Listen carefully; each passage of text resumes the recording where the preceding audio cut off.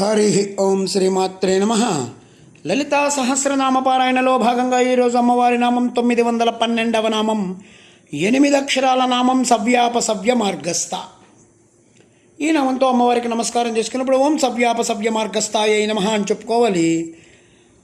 సవ్య అంటే దక్షిణాచారం, అపసవ్య అంటే వామాచారం, మార్గస్థ అంటే పద్ధతుల్లో. అంటే దక్షిణాచార వామాచార పద్ధతుల్లో అమ్మవారి ఆరాధనా పద్ధతులకు కలిగినటువంటి తల్లి ఎవరైతే ఉన్నారో ఆవిడ సవ్యాపసవ్య మార్గస్థ. ఇప్పుడు దీన్ని మనం ప్రశాంతంగా చూసుకుంటే, సవ్యము అంటే ఎడమ, అపసవ్యము అంటే కుడి. కుడి ఎడమ మార్గాల్లో ఉన్నటువంటి తల్లి ఎవరైతే ఉన్నారో ఆవిడ లలితా త్రిపుర సుందరి. సామగానం అంటే ప్రాణస్వరూపం. మనలో ముఖ్యంగా ఉన్నటువంటి ప్రాణం ఏదైతే ఉందో అది సామగానం అని చెప్పుకుంటూ ఉంటాం. ఆ సామగానమే శివాశక్తి స్వరూపం. ఇది మనలో హంసగా సంచరిస్తూ ఉంటుంది. మన శరీరమే సదాశివ కుటుంబం. ఇలా తిరుగుతున్నప్పుడు సవ్య అపసవ్య మార్గస్థాల్లో అంటే ఇడ పింగళ నాడుల్లో నుంచి కుడి ఎడమలలో సంచరిస్తున్నటువంటి ప్రాణస్వరూపం తల్లి జగదంబ. ఇంకొక అర్థం చెప్పుకుంటే, ఇడాపింగళయోహో మార్గాయోహో బ్రహ్మపురో శరణ్యో అన్నారు. అంటే ఈ రెండు కూడా బ్రహ్మపురి దారులు. బ్రహ్మపురం అనే ఒక పురం ఉంది, దానికి వెళ్ళడానికి 2 దారులు ఉన్నాయి. ఒకటి సవ్య మార్గం, ఇంకోటి అపసవ్య మార్గం. ఇక్కడ ఈ బ్రహ్మపురి అంటే సహస్రారం. వెళ్ళడానికి ఉన్నటువంటి 2 మార్గాలు కుడి ఇడానాడి, ఎడమ పింగళనాడి. ఈ 2 మార్గాలు. సుషుమ్నయందు నిలబడడానికి సవ్యాపసవ్యాలే శరణ్యాలు. ఉచ్ఛ్వాస నిశ్వాసలతో రేచక పూరకం చేసుకుంటూ కుంభకంలో శక్తిని నిలుపుకోవాలి.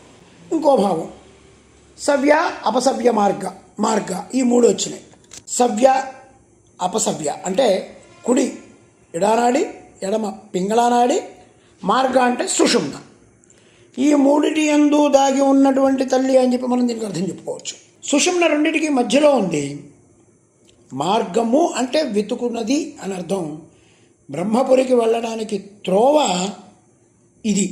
ఇడా నుంచి సుషుమ్న నుంచి మనం చేరేటువంటి సహస్రారం ఏదైతే ఉందో, సుషుమ్న ఏదైతే ఉందో అది అక్కడ అమ్మ ఉంది. ఇంకొక అర్థం, సాధకుడైన వాడికి 2 మార్గాలు ఉన్నాయి. ఒకటి మంచి మార్గం, ఒకటి చెడు మార్గం. అందరికీ తెలిసిన విషయమే. ఈ మార్గాల్లో ఏది తొక్కకపోతే వాడు భ్రష్టుడు, ఎందుకు పనికిరాని వాడు.